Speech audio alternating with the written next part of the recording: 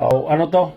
Notice to para sa mga aplikante ng welder at saka pipe fitter,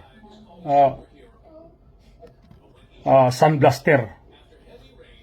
Ngayon, marami kasing aplikante papunta dito sa New Zealand. Yung mga aplikante kasi na papunta dito sa New Zealand na gustong magdito sa New Zealand sa akin, hindi ko may garantiya sa inyo yung makukuha ko kayo kagad.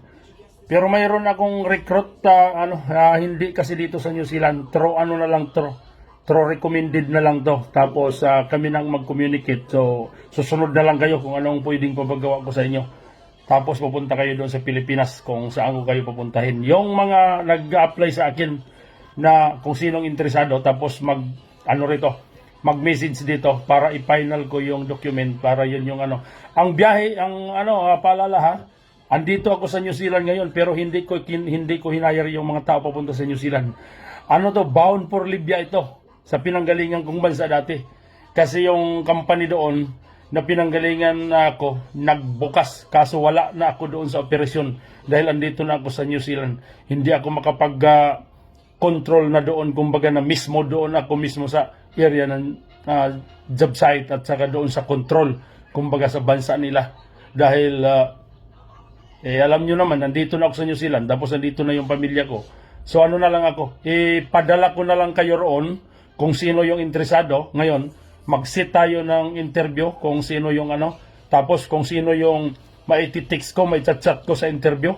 Mag-usap tayo kasi pag-usapan natin kung anong dapat natin pwedeng pag-usapan. At saka yung mga tanong nito. Yung recruiting na to, yung supply na to, hindi sa New Zealand, papunta ito ng Libya.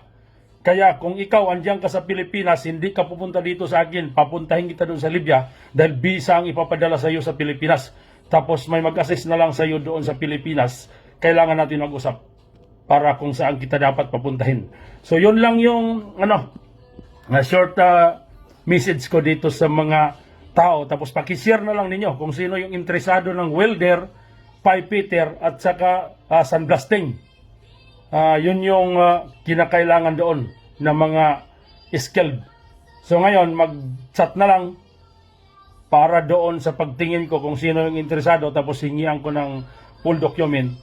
Tapos mag-interview tayo, mag-usap tayo pagdating doon sa rate. Tapos yung mga conditional na mga usapan, yun ang dapat natin malalaman. Papuntahin ko kayo doon sa Libya, hindi dito sa New Zealand. Malinaw baka isipin nyo dito sa New Zealand. Pero na lang yan, galing Pilipinas o saan man kayo kung nanggaling, na maaring padalhan kayo ng visa, basta magkakasundo tayo. So yun, yung agreement natin, yung kontrata, so nasa yun, individual na kasunduan. So yun lang yung mag-appear lang dito kung sinong gusto. So yun lang yung ko. Pero dito sa New Zealand, hindi dito ang sa New Zealand, hindi dito ang tanggapan. Wala pang oras. Sa Libya kita ibala. Sige, yun na lang. Salamat na lang sa mga pakishare na lang kung sino yung interesado papunta ng Libya. Madiserto man o madoon sa city o doon sa nasa sayo kung kursunada ninyo. Sige, basta mag-usap na lang tayo pagdating sa kontrata. Sige, salamat sa inyo kung sino yung interesado. Pakishare sa tatay nyo, sa tito nyo, sa uncle nyo. Kasi doon ko kayo sa Libya papuntahin, hindi dito sa New Zealand. Walang tanggapan dito sa New Zealand. Yung mga lang dito, taga rito lang. Pero yung dyan sa Libya, pwedeng overseas. Sige, salamat sa inyo mga idol.